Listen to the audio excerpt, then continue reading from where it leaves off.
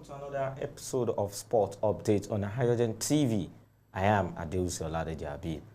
Like I do say, sit back as we give you update from happenings around the globe, ranging from boxing, sports, tennis, and the likes. As we all know that it was a busy week for the Super Eagles of Nigeria, and after they left out of the Qatar 2022 FIFA World Cup. Let me just give you a bit of update from boxing. We have some headlines from boxing. Drug cheats. Jarrell Amila admits he kicked in Tyson Fury sparring. Don't keep going to court as heavyweight beat doesn't pass the smell test. Spans Ugan's Pacquiao was like Larry Hemos fighting Ali, tearing us and beating up Nenaldos. And we have Iranian hawk accused of photoshopping image as Ford pushes over tiny opponent. Andrade Fasos Pataka tickets now on sale as they locks on together. Here with me in studio this evening is Tolulope Elimare. We'll be discussing about what really go wrongs with the Super Eagles of Nigeria and some other African team who lost their tides and going into Qatar in 2022. Good evening, Tolulope Emmanuel. Good evening, HB. Good evening, viewers, and thanks for having us once again on this beautiful edition of Sport Updates. And from the previous edition, we're hoping that our dear Super Eagles will be able to make it to the FIFA Mundial later on in the year. Quite unfortunate, we couldn't sell the ticket, and it's quite alarming and a bit. It was like Germany 2006 when we don't have the chance to go to Germany. When we missed the ticket, and one solace we have is that not only Super Eagles will be missing this edition, but I think that's one. Far out of Egypt too, the missing out. Algeria. So I think soccer has been one of the projecting factors that bind us together in Nigeria so far, but quite unfortunate. We'll be missing this Mundial, but club football will be able to carry on. Even club football is back, and I'm pretty sure the majority of football lovers will forget what our Super Eagles actually did. Though the pain is still there. Actually, the pain is still there. And I have a news here with me that despite the World Cup failure, our Super Eagles of Nigeria move up in the FIFA ranking. The three-time African champions ended March on a positive note after the disappointment of missing out on a fourth consecutive appearance at the football fiestas. The Super Eagles have moved out 2 steps up to 30th best in the FIFA World Ranking released earlier today. Do you see this as a new development to the Super Eagles? Well, FIFA ranking has always been controversial in the sense that we have sides who won the FIFA World Cup and you still find them missing in the first place, and whereby you have some other teams whereby they didn't win any trophy and yet they remain in the first 10 of this table. So that's the Super Eagles is being going up the ladder again. It's a welcome development, but from the move to the second and 5th in the African ranking. We must not deceive ourselves, although we must give it to Super Eagles before now. Like I do tell people or some of my friends, I said the benefit we're enjoying now has been what Genetro has done on ground. So there's still the work of Genetro that we're still enjoying. If it were to be left to Austin Eguevan, definitely it's nothing. So that we are up the ladder, those are things we've done in the past. Those points we've been able to accumulate. So that has really helped us and helped us to move up in the ladder. Okay, now we've been having a lot of reactions from the exit of the Super Eagles of Nigerians to the football fiestas in Qatar.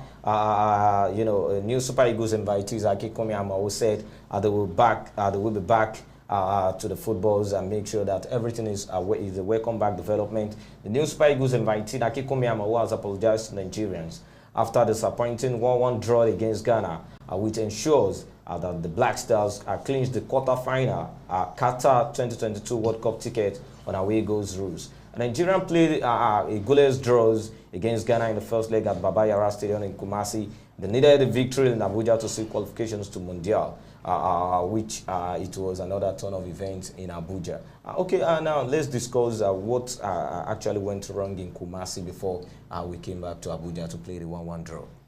It's quite unfortunate that we couldn't make use of the resources we have, because if we were to put it on paper, this current Super Eagles squad is, in fact, I don't know how to qualify it now. They are far much better off than the Black Star of Ghana. With the current squad we have, do you want to talk of Joe Aribo, talks of Victor Osimhen, Frank Oyinka, Emmanuel Dennis? These guys are prolific enough who on weekly basis they are performing very well and brilliantly even in their league, I mean in their respective club. But it's quite unfortunate that even when they are being invited into the national side, for them to deliver, although they delivered, but left to me, I would say the manager is one of the problems we have that has cost us this game. Okay, we went to Ghana last week and we were able to.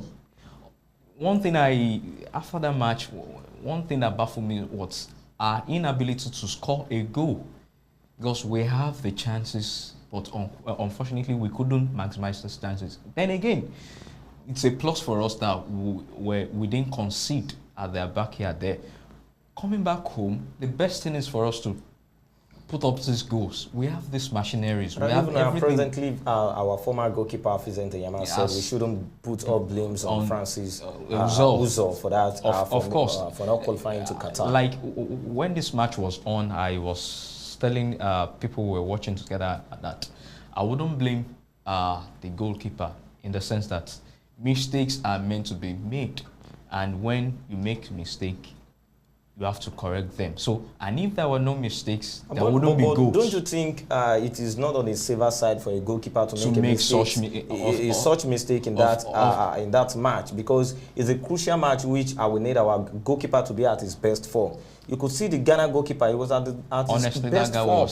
You know, after the equalizer from the Super Eagles captain, you know, the moment we had a counter-attack footballs, I think he saved like 5 or 4 goals. Yes. As at that moment, it's quite unfortunate that Uzor made such a mistake. I would say one of the things that scared away was this Maduka Okoye from coming for this invitation was the mistake he made at Cameroon during the Nations Cup. Against Tunisia. That fear is still in him. Ordinarily, this guy might be sick, but it's not that serious. So he's still, the fear is still in his mind. So that's why he couldn't come up, because if eventually he's put into the goalpost again and he makes such a mistake, people will call for his head. And look, already now, people have been calling for the head of this guy, Francis Uzo. Francis Uzo is a brilliant goalkeeper, but it's quite unfortunate that I wouldn't know what made him majority get of distracted. actual Super Eagles players have said, why is it that Coach Augustine Aguafona has to start Francis Uzo ahead of John Noble, who is also a fantastic goalkeeper who have actually been playing in straight in the Nigerian Professional Premier League and has always been one of the starting lineup goalkeeper ahead of Francis Uzo? Well, one thing about John Noble, there is a controversy on this guy because he's the second goalkeeper of Enyimba, and their first choice goalkeeper is Dayo Ojo or something. Ojo Olorunleke is their first choice. Yes. So John Noble is the second choice of goalkeeper of Enyimba, and you bringing in John Noble into this team, one, there's still a controversy on it that why John Noble ahead of the first goalkeeper. Ahead of the first, and there's a Nasarawa goalkeeper who has kept more than 8 clean sheets in the league. In this ongoing league, he has kept more than 8 clean sheets. Why not call for this guy?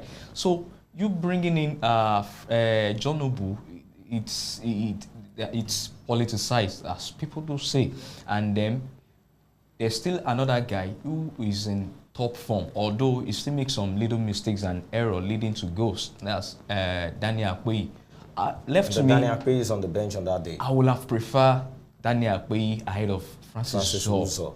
Honestly, and ahead of John Noble. But it's quite unfortunate that we have preferences for when we select our Even teams. our fans actually said our coach Augustine Aguafon should have make sure that majority of players they brought into the Super Eagles are not actually the starting line of players or in their preferably respective there is a particular guy that people have been clamoring for that Saidu that he should Why shouldn't have started this guy instead of benching Of putting course. him on the bench. The likes of Sadiq Umar, Odion Ihalo, Kelechi, we have these guys. It's quite unfortunate. Like before this game, I already said, if the Super Eagles must win this match, it lies in the hands of Austin Eguavoen. And at the course of this match, it proved everyone wrong. Of course, while I was watching this game, I already sensed danger ahead because the lineup already shows the fate of this, the results. Because I wouldn't be surprised you have serious attackers, I mean attacking-minded players, and you bench them. How will you leave Osimhen alone to do the dirty job for himself, score the goal? You could see the effort this guy puts into. What I could perceive in the coach, the Nigerian coach, is the fact that he doesn't have any plan B. As a coach, if you are bringing in a formation of 4-4-2 or 4-3-3, there should be a plan B that, okay, if this thing doesn't work in the next couple of 5-10 minutes, exactly, my players should be able to switch to this plan and the likes. That was what I was saying, that if we must win this match, it lies in the hands of Austin Eguavoen. Because already you played a whole 90 minutes at Kumasi and it's ended in a goalless draw. Now you are coming back to your backyard, your home ground.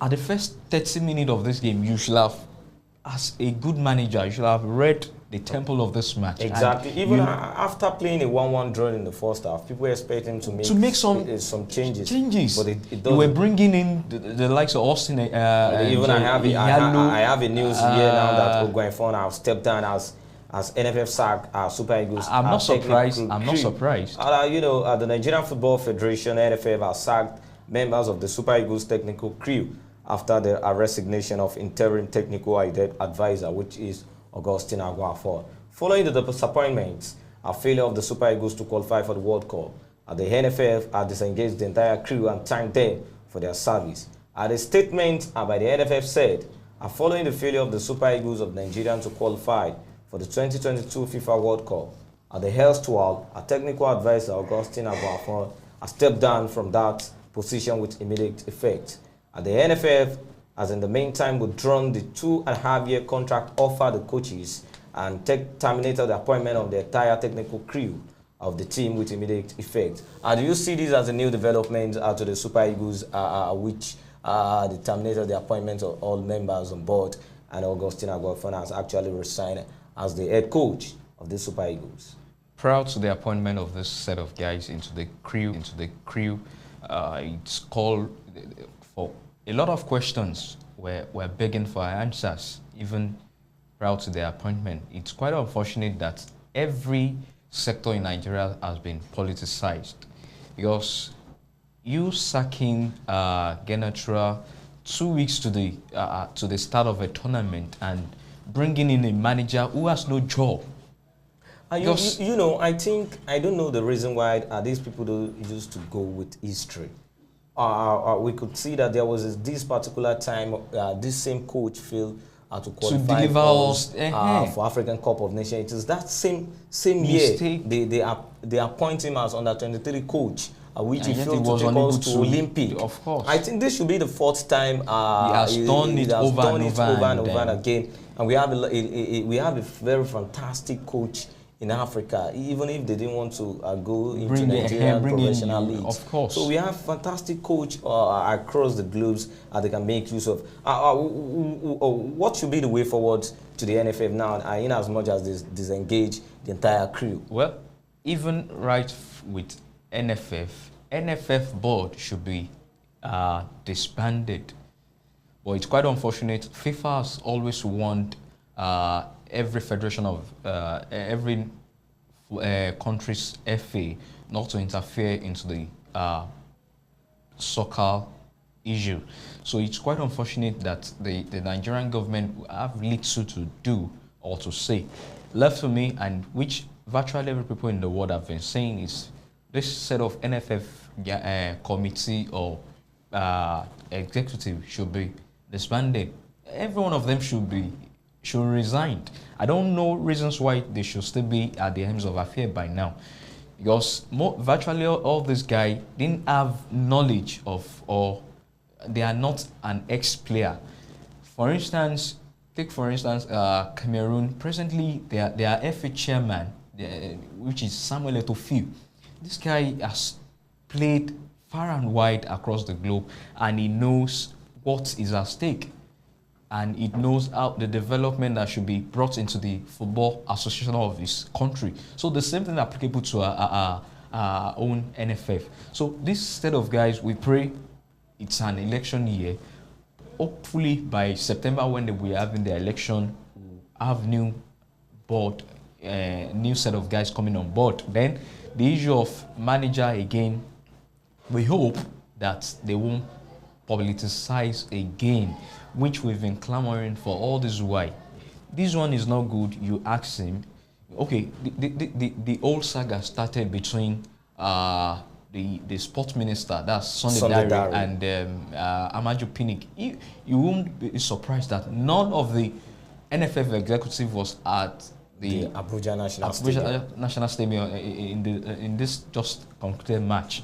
That's to show you how rebellion and how the differences things is actually going wrongs right from in that administration. Of course, so until we set our home in order and bring set aside politics and make sure we so put that's when we'll be able to. We although we've been saying we should go to the grassroots before now, which we've always been doing, and the grassroots we've been talking of, it still boils down to the old saga. Okay. It will still be a continuity of what we've been saying that is not good. So, but we are hopeful by come September, the new set of guys that will be coming on board, if eventually Amaju Pinnick is not, although because honestly, Amaju Pinnick will soon finish his tenure as the NFF chairman. But I am quite sure this guy will want to return again. Left to me, when this guy started this administration, he started very well. Honestly, I love him. And on a very good note. He started very well. He was able to market the Super Eagles of Nigeria, whereby a lot of sponsors were coming in, sponsors that we lacked before now.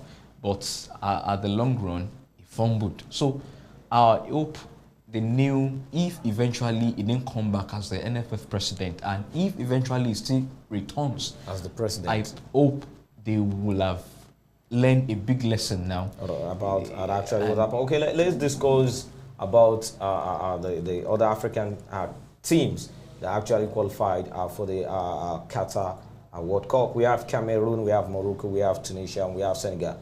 Let's discuss about Senegal. Let's take it like this.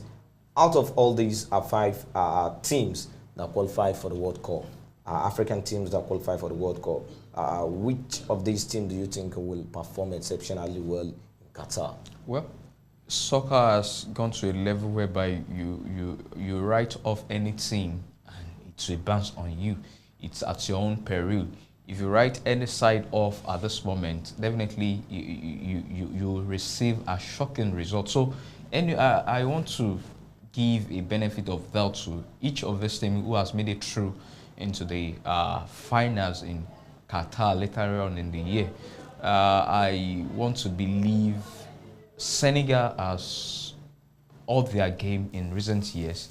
Then Morocco has been representing Africa before now. Same thing applicable to which other side? Cameroon. So I want to believe this set of guys will be able to perform brilliantly. Cameroon, Morocco, Tunisia, and Senegal. I think they will be able to represent the CAF very well, and the whole of Africa. The whole burden of Africa is now on their shoulder. But of all these teams, I want to give it to Senegal and Cameroon to do as well. All hope on Senegal and Cameroon to do as well. They even performed exceptionally well in the African Cup of Nations, and we hope they take their forms to Qatar. I would like to take, we are traveling down to Europe as we anticipate the coming backs of all leagues backs unfold. Here now in the English Premier League, they've confirmed that will be making up to 5 substitutes in the next Premier League matches. What do you say about this making 5 Premier League substitutes? Even though it has always been so in the UEFA Champions Leagues and some other leagues like that. Now English Premier League is coming up with 5 substitutes. Before then, they released a statement that coming up with the 5 substitutes, we have an effect on the other small teams. But now I think they've changed their words and back to the 5 substitute. What do you think about these? I wouldn't know the issues with the organizers of the English Premier League. Prior before now, or before the start of the season, this proposal had been made, and they didn't embrace the proposal. And virtually every league across the world have effected this change into their FA or into their league, whereby they've been making use of 5 substitutes. So that English Premier League is coming up at a later end to just embrace this. It's a good development on the part, and it will relieve something of some fatigue, because if you notice in most teams you use the same set of guys all over again, and in a season a team player might not be able to play a whole 180 minutes in a whole season for his side. But with this new development, it will give rooms for new ends, and it will relieve them of fatigues, and it will improve their game and up their game. So I think it's a welcome development on the part of English Premier League. Okay. But don't you think that other small teams will feel like, okay, it's an added advantages to those big clubs? Well, as far as English Premier League or UK football is concerned, there is no small team at the moment, at this present day football. There is no small team at all, because like I said earlier on, if you write off any team, definitely you will be shocked at any moment. So it will even be a plus on the part of this so-called small team, like you said. So it's an advantage for both sides. It's an advantage for both sides. So there shouldn't be any hiccup or controversies again about the issue of bringing up 5 substitutes or 3 substitutes. Okay, English Premier League and some other league is back. But Liverpool and Manchester City, they are trailing themselves with just a point. Do you still see Manchester City running away with the English Premier League title? It's quite unfortunate. I wouldn't know what Pep Guardiola that comes to his mind that made him lose all those beautiful points he had gathered before now. It's now left with just a point. And one thing I'm very sure, if it were to be a Liverpool side or Jurgen Klopp side, I bet it with you they are runaway league winners or champion already. And I think one of the previous edition on this program, we've said it then that already Manchester City is the league winner. Well, it's quite unfortunate that the table is turning now, that it's now a race of 2 teams, 2 sides, which is Manchester City and Liverpool. Although we still cannot say Manchester City cannot win the league, and we cannot write off Liverpool is coming behind. Okay, let's quickly go to some transfer update. England midfielder Kevin Phillips, 26, has told Leeds United want to sign a new contract this summer, which could leave admiral like Manchester United, Liverpool, Newcastle, West Ham, and Aston Villa disappointed. Do you see any of these teams making up to Kevin Phillips? Sure. If Kevin Phillips join any of this side, it's a good plus for them. But for him to have come out public to say he needs to renew his contract and extend his contract, definitely he still have some things to offer for Leeds United. And since he still have the interest in mind, I think it's a good and a plus on the part of Leeds United if they eventually extend his contract. Okay, France midfielder Anthony Martial, which is also Manchester United player, which is also on loan. He's set to make an headway in deal to sign England players Harry Kane. Do you think these deal will metamorphose, making use of Martial to bring in Harry Kane to Old Trafford? They will be selling Martial away in order to get Harry Kane. Even without selling Martial, I think Manchester United is good enough to bring in Harry Kane. You see, over the years we've been hoping that Harry Kane will join Manchester United, and even at the start of the season there was a controversy of him not going to training and absconding from the team, but later on he blended, and of course now he's still one of their leading goal scorer. For a striker of the nature of Harry Kane, who can score goal of 250 goals and yet is yet to win a trophy, it's quite alarming on his part. So for Harry Kane still staying at Tottenham Hotspur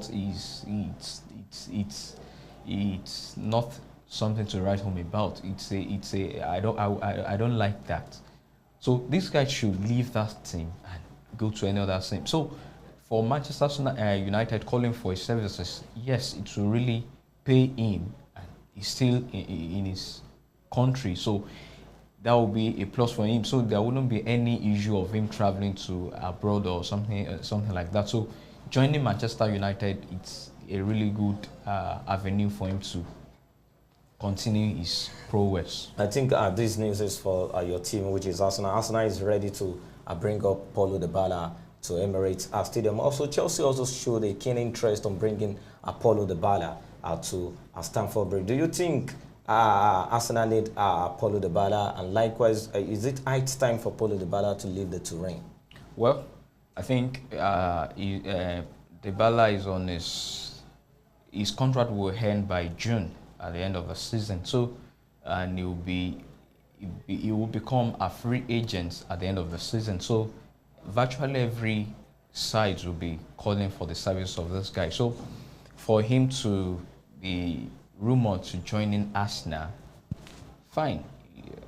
Dybala will play football when he eventually joins Arsenal, and if eventually Mikel Arteta has this guy's interest in him, sure, I can tell you this guy will play brilliantly well when he joins Arsenal.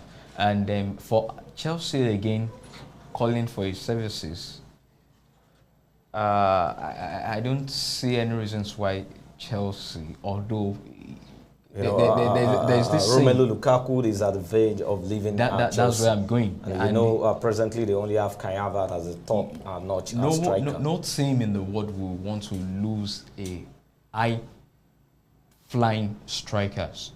And don't forget Arsenal on its own.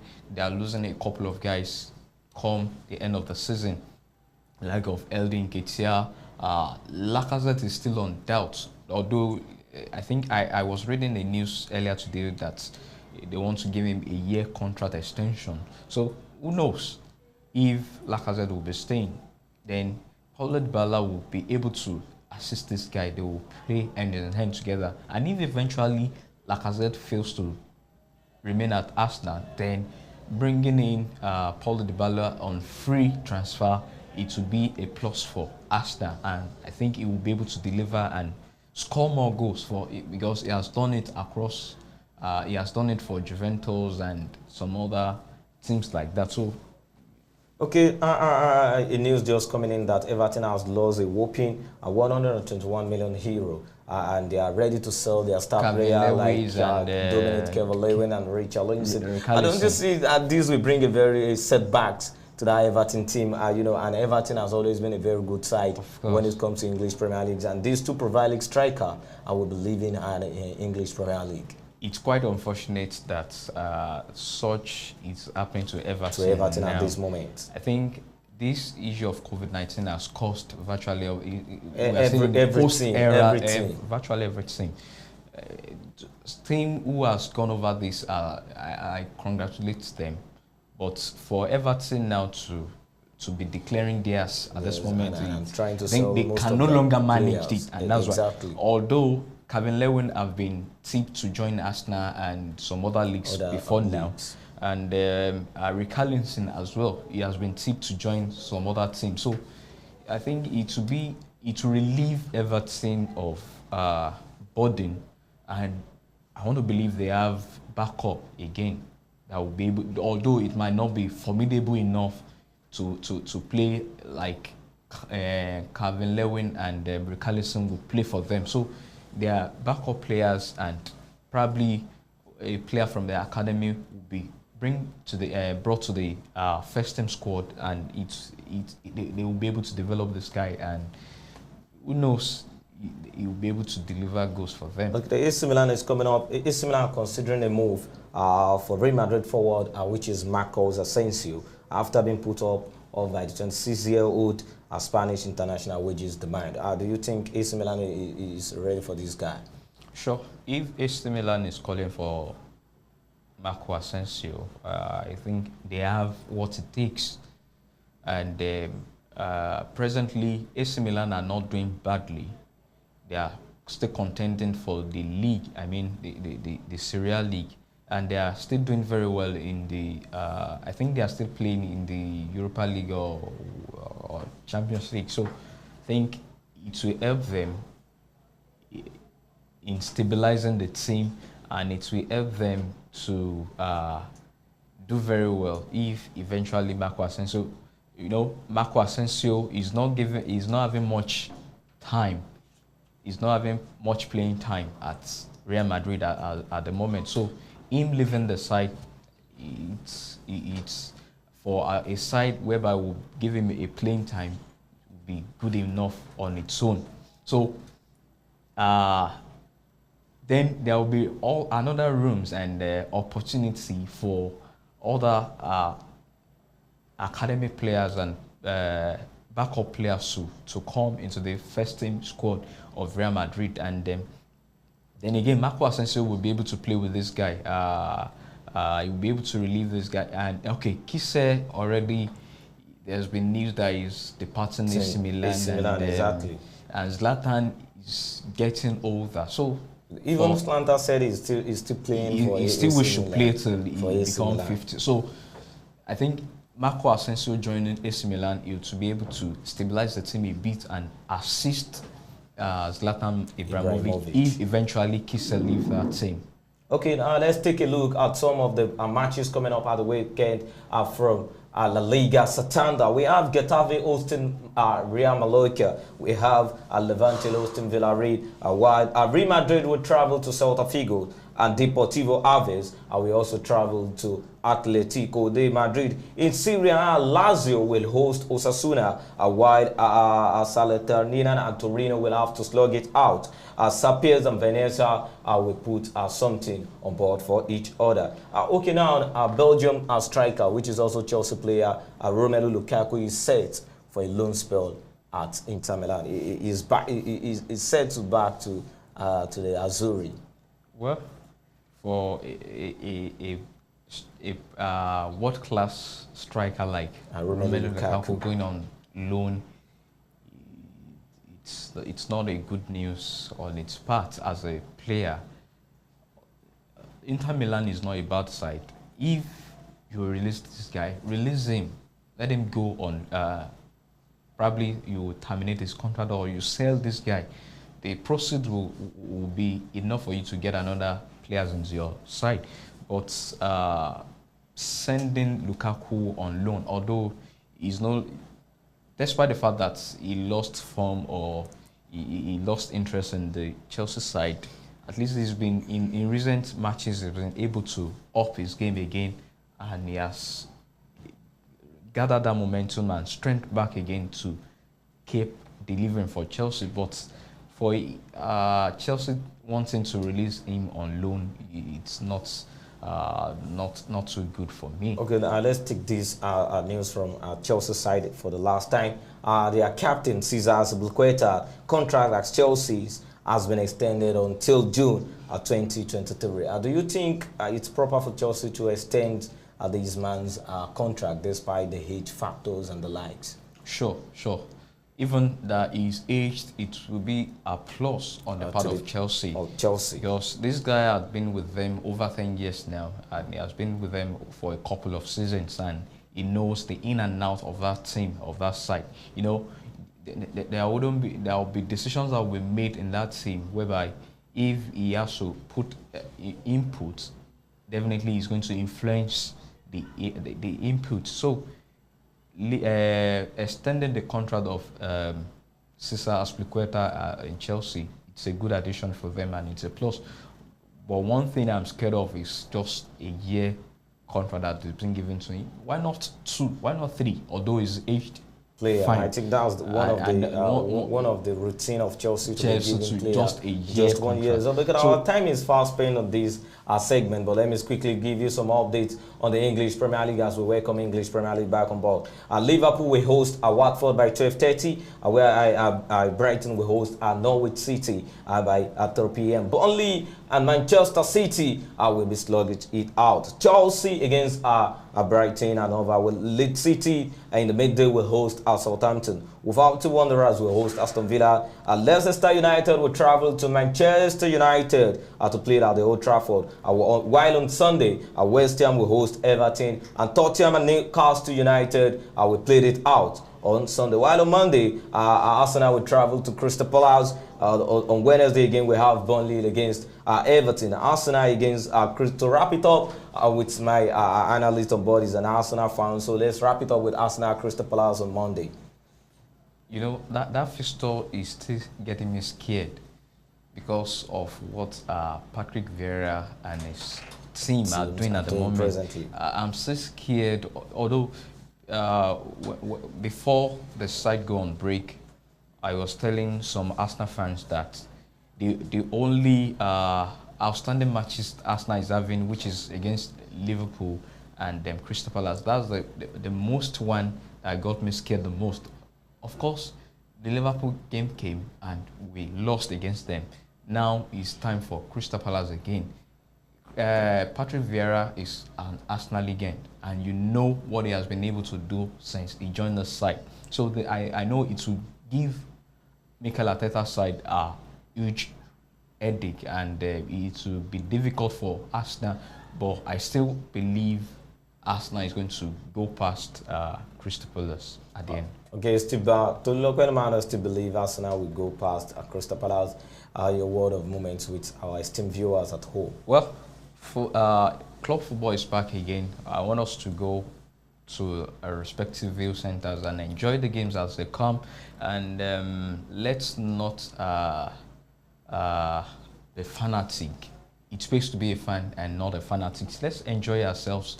The beautiful game of soccer and other games, it's meant for us to improve our well-being. It's not for us to cause havoc and hazard for or harm our brothers and sisters. So it's supposed to be a fan and not a fanatics. Let's enjoy ourselves. We'll be dropping the curtain on sport updates. All thanks to our technical crew.